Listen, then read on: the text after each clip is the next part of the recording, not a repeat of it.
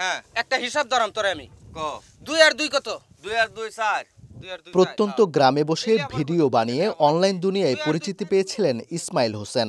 গ্রামের সাধারণ মানুষজন তার মূল দর্শক। এক পর্যায়ে কৃষিকাজ ছেড়ে পুরোদস্তুর কন্টেন্ট ক্রিয়েটর বনে যান ইসমাইল। ময়মনসিংহের হালুয়াঘাট উপজেলার এই যুবক এবার আলোচনায় ভিন্ন রূপে। তার বিরুদ্ধে উঠেছে কিশোরীকে ধর্ষণের অভিযোগ। মঙ্গলবার সকালে ভুক্তভোগী ওই কিশোরীর মা বাদী হয়ে হালুয়াঘাট থানায় একটি লিখিত অভিযোগ করেন। পরে অভিযুক্ত ইসমাইলকে জিজ্ঞাসাবাদের জন্য থানা হেফাজতে নেয় পুলিশ।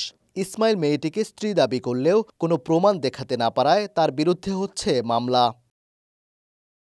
ভুক্তভোগী ওই কিশোরীর মায়ের অভিযোগ, ধর্ষণের শিকার ওই কিশোরীর বাড়িতে যাতায়াত ছিল ইসমাইলের। ৫-৬ মাস আগে ইসমাইল ওই কিশোরীর বাড়িতে গিয়ে তাকে প্রেম ও বিয়ের প্রস্তাব দেন।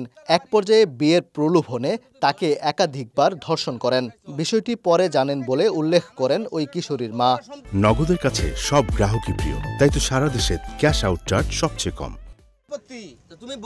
পুলিশ বলছে, ধর্ষণ মামলায় বুধবার আদালতে পাঠানো হবে ইসমাইলকে।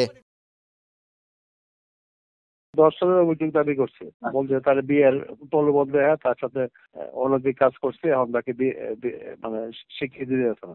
মামলা হওয়ার পর আমরা আদালত কোর্টে পাঠাবো।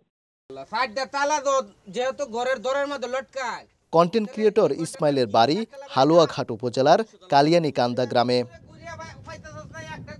ওবায়দুল হক, সময় সংবাদ, ময়মনসিংহ।